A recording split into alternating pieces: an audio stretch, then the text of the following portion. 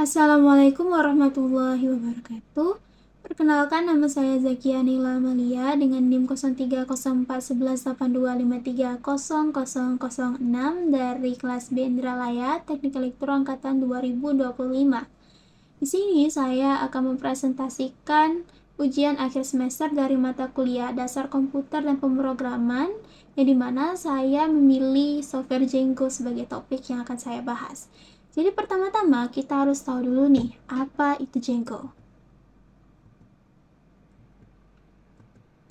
Oke, jadi Django adalah sebuah framework web open source berbasis bahasa pemrograman Python. Framework ini digunakan untuk membangun aplikasi web yang dinamis, aman, dan terstruktur, seperti website berita, sistem informasi, aplikasi berbasis database, serta website skala besar. Sehingga Django membantu developer agar tidak membangun semuanya dari nol, karena banyak fitur penting sudah disediakan oleh Django. Nah, Django pertama kali dikembangkan oleh Adrian Holowati dan Simon Willison pada tahun 2003. Saat ini, Django dikelola dan dikembangkan oleh organisasi nirlaba bernama Django Software Foundation atau yang disingkat menjadi DSF. Adapun filosofi dari software Django ini, yang pertama, don't repeat yourself, yaitu setiap bagian kode sebaiknya hanya ditulis sekali untuk menghindari duplikasi. Lalu yang kedua, rapid development, yang dimana berarti Django dirancang agar pengembangan aplikasi web bisa dilakukan dengan cepat. Yang ketiga, clean and pragmatic design, yang berarti kode yang dihasilkan rapi, jelas, dan mudah dipelihara. Dan yang terakhir, security by default, yaitu keamanan menjadi prioritas utama sejak awal pengembangan. Nah, filosofi inilah yang membuat Django cocok digunakan untuk proyek akademik maupun industri. Selanjutnya kita memiliki karakteristik dari Django. Yang pertama, menggunakan arsitektur MTV yang merupakan singkatan dari model template view. Lalu yang kedua, memiliki admin panel otomatis. Yang ketiga, sistem autentikasi pengguna bawaan. Yang keempat, dukungan database yang kuat. Dan yang kelima, dokumentasi lengkap dan komunitas besar. Selanjutnya ada sejarah dari software atau framework Django ini. Jadi Django pertama kali dikembangkan pada tahun 2003 oleh Adrian Holowati dan Simon Willison ketika mereka bekerja di sebuah perusahaan media bernama Lawrence Journal World di Amerika Serikat. Nah, framework ini dibuat untuk memenuhi kebutuhan pengembangan website berita yang harus diperbarui dengan cepat, aman, dan efisien. Pada tahun 2005, Django resmi dirilis sebagai perangkat lunak open source agar dapat digunakan dan dikembangkan oleh publik. Nah, nama Django diambil dari musisi jazz legendaris Django Reinhardt yang mencerminkan semangat kreativitas dan produktivitas framework ini. Seiring berjalannya waktu, Django terus berkembang dan kini dikelola oleh Django Software Foundation serta digunakan oleh berbagai perusahaan dan organisasi besar di seluruh dunia.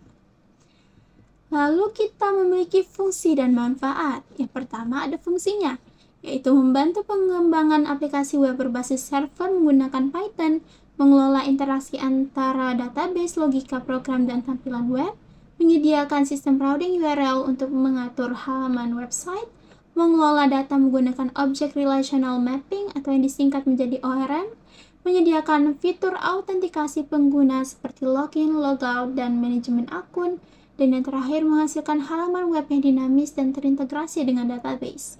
Selanjutnya kita ada manfaat.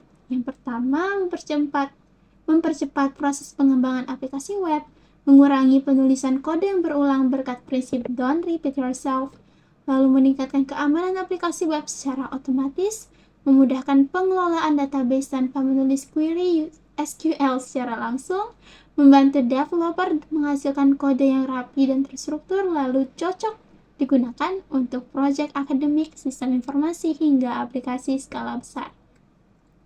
Selanjutnya ada kelebihan dari Django. Yang pertama, menggunakan bahasa Python yang mudah dipelajari dan dibaca. Yang kedua, pengembangan aplikasi web menjadi lebih cepat berkat adanya rapid development. Lalu memiliki sistem keamanan bawaan yang kuat. Yang keempat, struktur proyek rapi dan terorganisir dengan baik.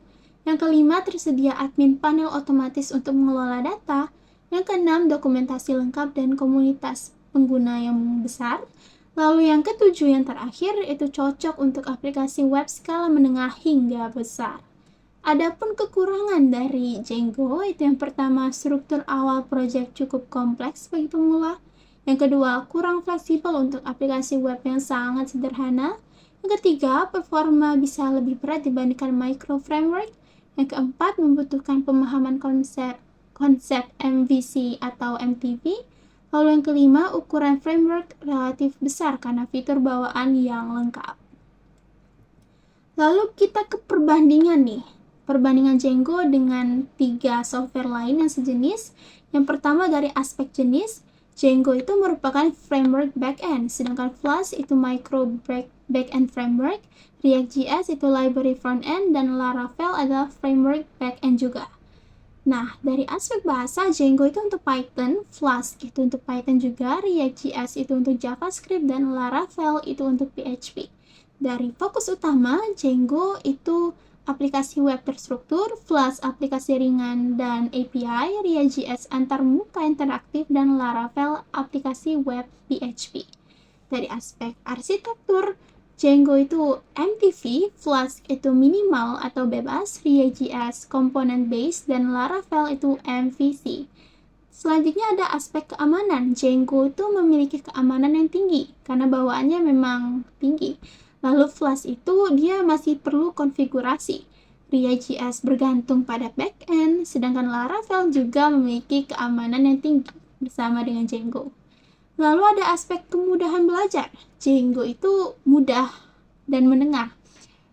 Sedangkan Flask itu dia lebih mudah untuk dipelajari, React.js itu menengah, dan Laravel juga menengah. Jadi di sini yang lebih mudah dipelajari adalah Flask. Sedangkan Django dia di level menengah. Lalu yang terakhir itu aspek cocok digunakan. Django itu cocok digunakan untuk sistem besar dan akademik, Flask untuk project kecil, React.js untuk SPA dan UI dinamis, Laravel itu untuk web PHP skala besar. Oke, selanjutnya kita akan membahas mengenai cara menginstal, menggunakan, dan perangkat apa saja yang dibutuhkan untuk menjalankan Django ini. Yang pertama adalah langkah-langkah menginstal Django. Yang pertama, install Python, dimana kan tadi Django adalah framework Python, jadi tentunya kita harus menginstal Python. Caranya itu untuk installer Python dari situs resmi dan pastikan centang add Python to path saat install agar perintah Python dan pip atau PIP bisa dipakai di command prompt.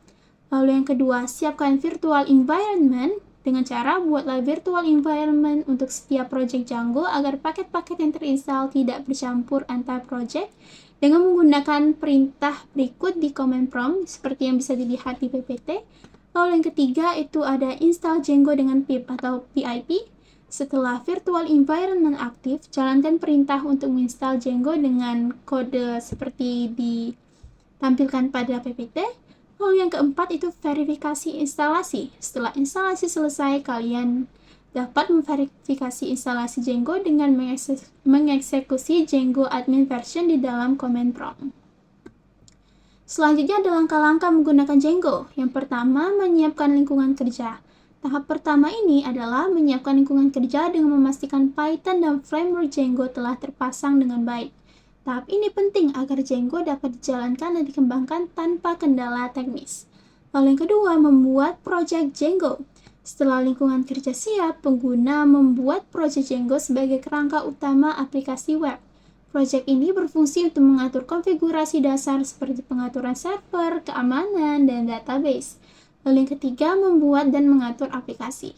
Di dalam project dibuat satu atau beberapa aplikasi sesuai kebutuhan.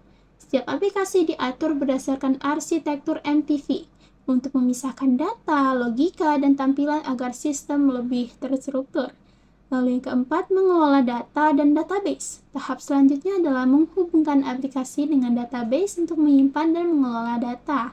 Django mempermudah pengolahan data sehingga pengguna tidak perlu berinteraksi langsung dengan database secara manual. Lalu yang kelima itu menjalankan dan mengembangkan aplikasi. Tahap terakhir ini berarti menjalankan aplikasi melalui browser untuk melakukan pengujian. Setelah aplikasi berjalan dengan baik, pengembangan lanjutan dapat dilakukan dengan menambahkan fitur baru dan meningkatkan performa sistem. Tadi sudah tentang cara menginstal dan menggunakan. Selanjutnya kita akan membahas perangkat apa saja yang dibutuhkan untuk menjalankan install dan menggunakannya tadi.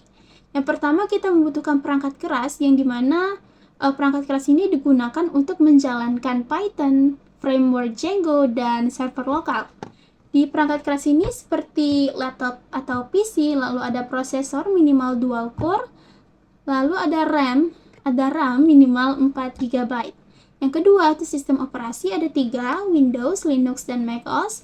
Yang ketiga ada Python. Yang keempat ada framework Django itu sendiri.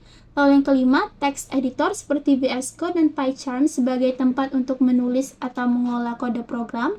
Lalu yang keenam ada database management system yang disingkat menjadi DBMS seperti SQLite, MySQL, PostgreSQL yang dimana digunakan untuk mengelola data aplikasinya. Lalu yang terakhir ada web browser yang digunakan untuk menguji aplikasi itu secara lokal seperti Google Chrome dan Mozilla Firefox. Oke, sepertinya materi saya hanya sampai sini. Terima kasih sudah mendengarkan. Semoga apa yang saya sampaikan bisa berguna bagi kita semua. Sekian presentasi dari saya. Wassalamualaikum warahmatullahi wabarakatuh.